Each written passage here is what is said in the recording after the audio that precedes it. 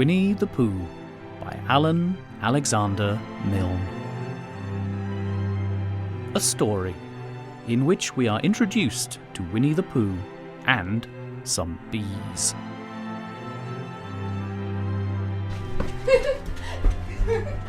Here is Edward Bear, coming downstairs now. Bump, bump, bump on the back of his head, behind Christopher Robin. It is, as far as he knows, the only way of coming downstairs, but sometimes he feels that there really is another way. If only he could stop bumping for a moment and think of it. And then he feels that perhaps there isn't.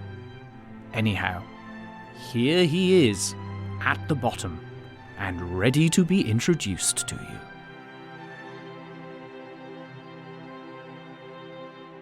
This is Winnie the Pooh. But I thought he was a boy. So did I. Then you can't call him Winnie, right? I don't. But you said... He's Winnie the Pooh. Don't you know what "the" mean? Ah, yes. Now I do. Now, sometimes Winnie the Pooh likes a game of some sort when he comes downstairs. And sometimes he likes to sit quietly in front of the fire and listen to a story. This evening? What about a story? What about a story? Could you very sweetly tell Winnie the Pooh one? I suppose I could. What sort of stories does he like? About himself. Because he's that sort of a bear. Oh, I see. So could you, very sweetly? I'll try.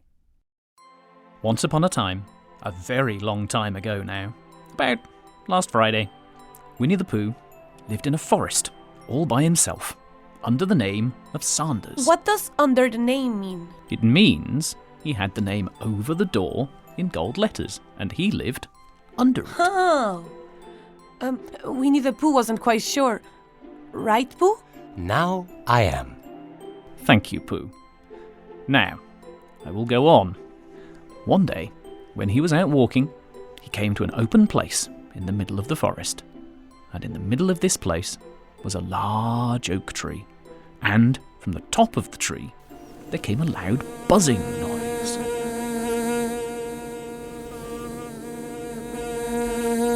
And then along came our dear friend Pooh, strolling through the 100-acre woods.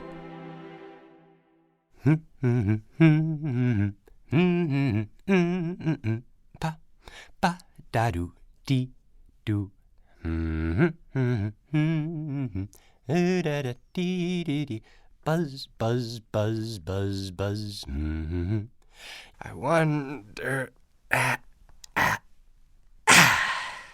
Winnie the Pooh sat down at the foot of the tree, put his head between his paws, and began to think. That buzzing noise means something. You don't get a buzzing noise like that, just buzzing and buzzing without its meaning something. If there's a buzzing noise, somebody's making a buzzing noise.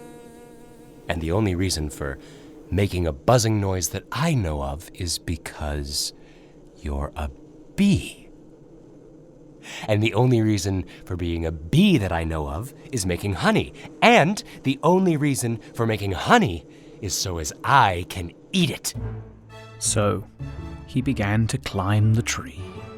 He climbed, and he climbed, and he climbed. And as he climbed, he sang a little song to himself. It went like this. Isn't it funny how a bear likes honey? Buzz, buzz, buzz, buzz. Isn't it funny how a bear likes honey? I wonder why he does. Do do do do do. Isn't it funny how a bear likes honey? Buzz, buzz, zuzz, zuzz, zuzz, zuzz, isn't it funny how a bear likes honey? I wonder why he does. Then he climbed a little further, and a little further, and then just a little further. And by that time, he had thought of another song.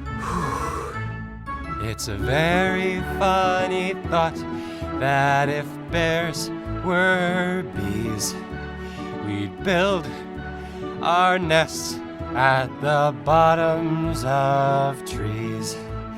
And that being so, if the bees were bears, we shouldn't have to climb up all these stairs. He was nearly there now. Oh, help! Ah, if only I hadn't... You see what I meant to do. What I meant to... Of course, it was, rather. It all comes, I suppose. As he said goodbye to the last branch, he spun round 3 times and flew gracefully into a gorse bush. Ah! Oh, help! Oh, it all comes of liking honey so much! Winnie the Pooh crawled out of the gorse bush, brushed the prickles from his nose, and began to think again. And the first person he thought of was Christopher Robin. Was that me? That was you. So, Winnie the Pooh went round to his friend Christopher Robin, who lived behind a green door in another part of the forest.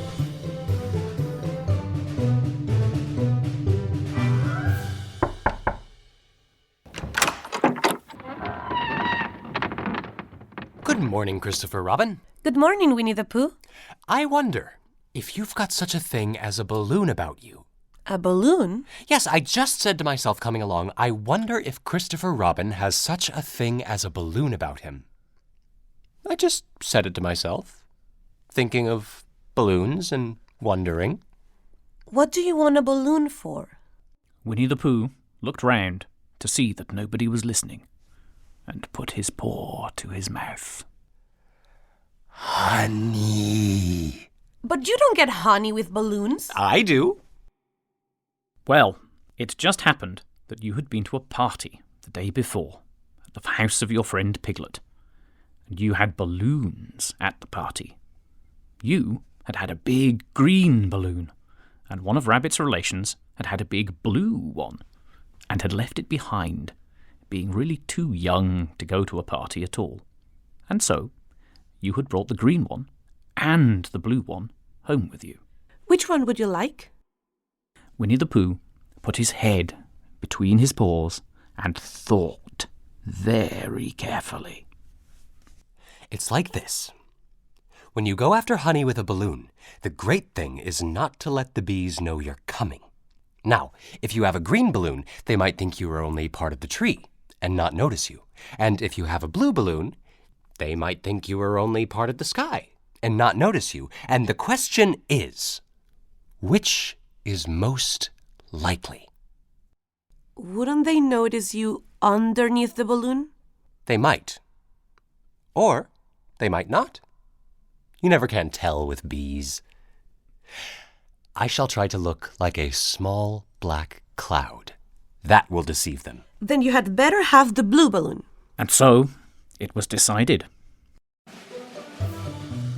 Well, you both went out the blue balloon, and you took your gun with you, just in case, as you always did.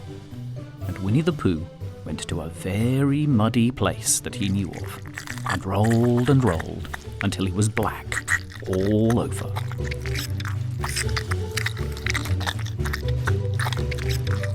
And then, when the balloon was blown up, as big,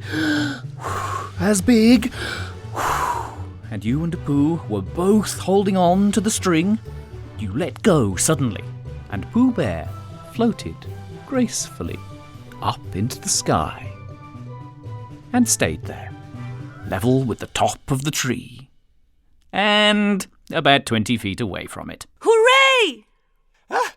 Isn't that fine? What do I look like? You look like a bear holding onto a balloon. Not like a small black cloud in a blue sky? Nope, not very much. Well, perhaps from up here it looks different. And, as I say, you never can tell with bees. There was no wind to blow him nearer to the tree. So there he stayed. He could see the honey. He could smell the honey. But he couldn't quite reach the honey. Oh, bother! After a little while, he called down to you.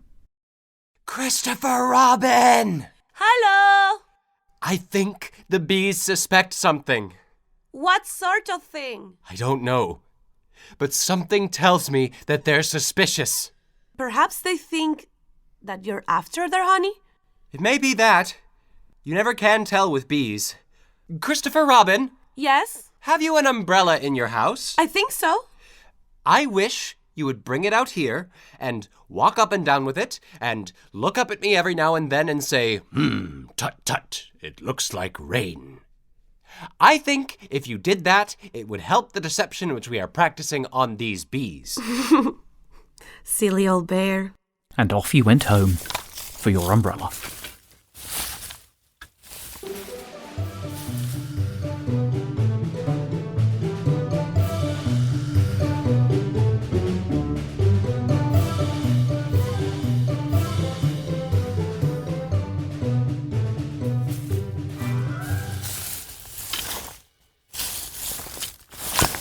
Oh, there you are. I was beginning to get anxious. I have discovered that the bees are now definitely suspicious. Shall I put my umbrella up? Yes, but wait a moment. We must be practical. The important bee to deceive is the queen bee. Can you see which is the queen bee from down there? No. A pity. Well, now, if you walk up and down with your umbrella saying, tut tut, it looks like rain, I shall do what I can by singing a little cloud song, such as a cloud might sing. Go! So, while you walked up and down and wondered if it would rain, Tut tut, it looks like rain. Winnie the Pooh sang this song. How sweet to be a cloud, floating in the blue. Every little cloud always sings aloud, la la la la la la la la. How sweet to be a cloud, floating in the blue. It makes him very proud to be a little cloud, to be a cloud, la la la la la la la la la.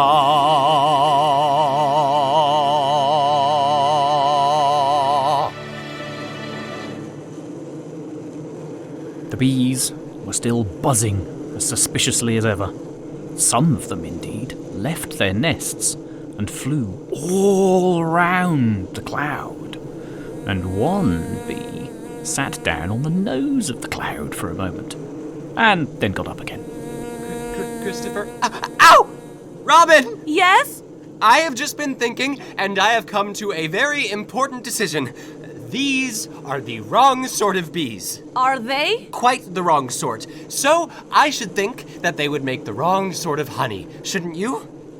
Would they? Yes. So, I think I shall come down. How? Winnie the Pooh hadn't thought about this, being as he was a bear of very little brain. If he let go of the string, he would fall. And he didn't like the idea of that. Christopher Robin, you must shoot the balloon with your gun. Have you got your gun? Of course I have.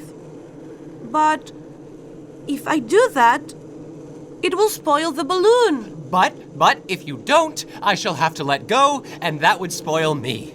When he put it like this, you saw how it was, and you aimed very carefully at the balloon and fired. Ow! Did I miss? You didn't exactly miss, but you missed the balloon. I'm so sorry. And you fired again. This time, you hit the balloon, and the air came slowly out. And Winnie the Pooh floated down to the ground, but his arms were so stiff from holding on to the string of the balloon all that time that they stayed up straight in the air for more than a week. And whenever a fly came and settled on his nose, he had to blow it off.